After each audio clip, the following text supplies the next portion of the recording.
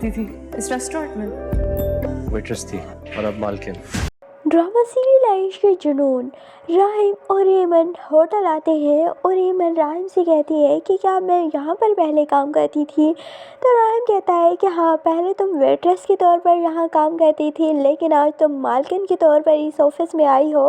لیکن جیسے ہی وہ آفس میں پہنچتے ہیں تو وہاں پر پہلے سے ہی شہروز موجود ہوتا ہے۔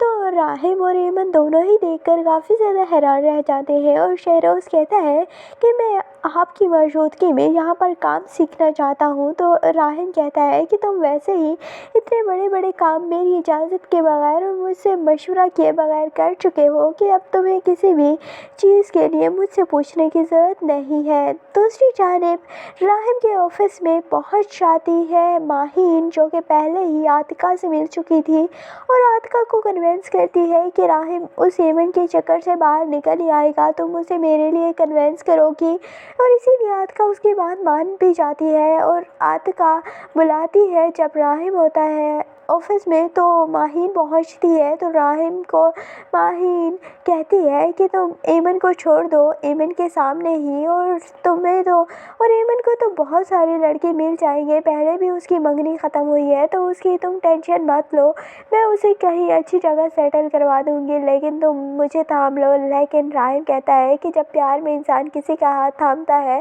تو وہ ہاتھ کاٹ تو سکتے ہیں لیکن وہ ہاتھ چھوٹ نہیں سکتے، اور اسی لیے میں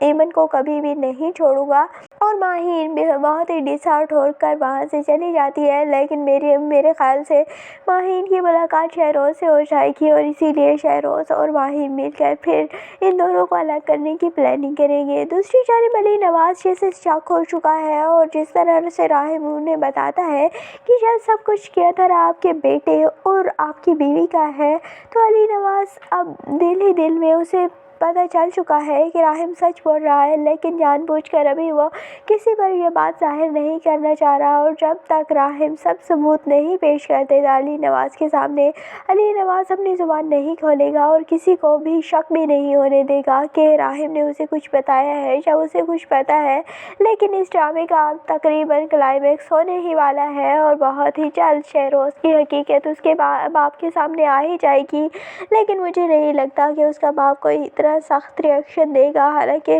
وہ راحم سے وعدہ کر چکا ہے کہ جس دن حقیقت سامنے آئی میں اس دن نہ تو شہروز کو چھوڑوں گا اور نہ ہی اپنی بیوی کو، دونوں کو اس گھر سے نکال دوں گا۔ لیکن جب وہ